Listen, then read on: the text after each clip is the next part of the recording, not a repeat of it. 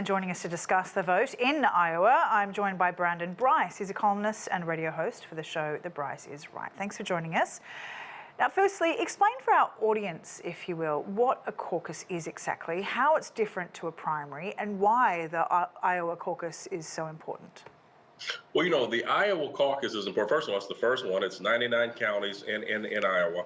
And this is really a tester to see how these candidates are going to do in the other election. I mean, we've already come off of New Hampshire. And right now, you know, if you're a person like Ron DeSantis, you're worried.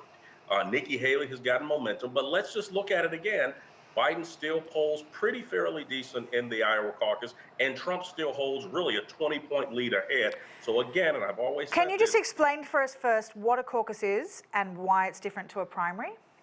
Well, primary is where, you know, the candidate is being selected, they get the nomination. A caucus is really a tester of voters who are coming out and saying that they want to support a specific candidate based on what they've seen thus far. So again, I go back to it's a test for the nation to see kind of who is aligning, whose polling numbers are striking among the national polling numbers. And it's really an opportunity for America to kind of get a feel early on for who is the country leaning towards. Right. And what are the main issues that Iowa Republicans will be voting on tonight? You know, what's really important for people out there?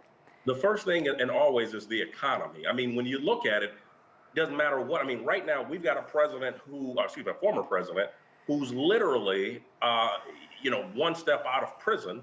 He's in, you know, he's literally fighting for his life in the courts, and yet he's still polling positive. Can you just talk about the issues that people in Iowa are wanting to vote for today? The economy, pocketbook issues. People don't care about what's going on in Ukraine. They care about, you know, are they able to get their medicine? Are they able to afford a glass of, you know, a milk? When you look at the cost of the grocery store and you look at the cost of food, that's what the American people care about. I mean, literally, a McDonald's cheeseburger today is almost $15. People care about the rising cost of food and healthcare, not what's going on at the border. Yeah.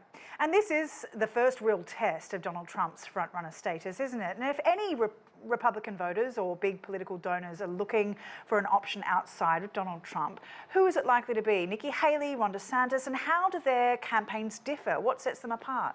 Well, it's clearly Nikki Haley. I mean, here's the bottom factor that no one's talking about. Women voters finally have an option.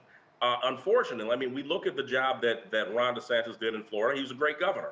But unfortunately, you know, he's got some issues with some of the minority communities, with some of the issues around DEI and some of the challenges he's had there. Now, women voters are saying, you know what, I have an option. And who is Republican? When we talk about Republican voters, who's been the biggest group that they've had challenges with? It's women voters. And so Nikki Haley now feels a void that the electorate finally sees. And so we could see possibly a Trump-Haley ticket. I know that's not popular, but when we look at the numbers, that's what the polls are saying. Iowa is a largely white and rural population, and Trump is pitching, you know, really hard to his die-hard fans, even stating that even if you vote and then pass away, it's worth it. Does this kind of rallying cry work in other demographics that aren't white or rural? And if so, what are they? You know, Donald Trump is a unique candidate. This is a guy that's been on your TV screens for 40 years. I think people, they know the brand. Whether you like the president or not, people look at Donald Trump, and I'm talking about people across the country, they look at Donald Trump as a guy who is falling for this witch hunt from the left. Now, whether that's true or not, you heard it. The voters said they're coming after him. It's unfair. The allegations are false. This guy has been able to create a victimization around his candidacy, and it's working. Yeah. And, you know, there's one really important voter bloc in Iowa for the president or former president. Iowa's influential evangelical voters. Of course, they were once undecided on Trump, but if recent polls are accurate, born-again Christians will carry him to victory on Monday in the Republican caucuses. What's changed there? You know, again, it's the victimization that people feel like this president got a raw deal. Now, whether that's true or not, I mean, again, I go back to this is a president that has talked about, you know, the economy. He's talked about freedom of religion. I mean, this is a guy who the evangelical community believes at least supports the right to religion, whereas we've seen on the left, in certain cases, let's look at California, where during COVID, you couldn't worship. These are the type of leftist policies that when the Democrats throw a guy like Gavin Newsom, Governor Newsom's name out there, that's what they think about is this guy could risk my faith and my religion. Donald Trump doesn't possess that issue. And so I think what you're seeing is the evangelical community is literally picking the lesser of two evils. And they're saying when Trump was in, he had issues, but the country was moving in the right direction. All right, Brandon Brice, thanks very much for your time.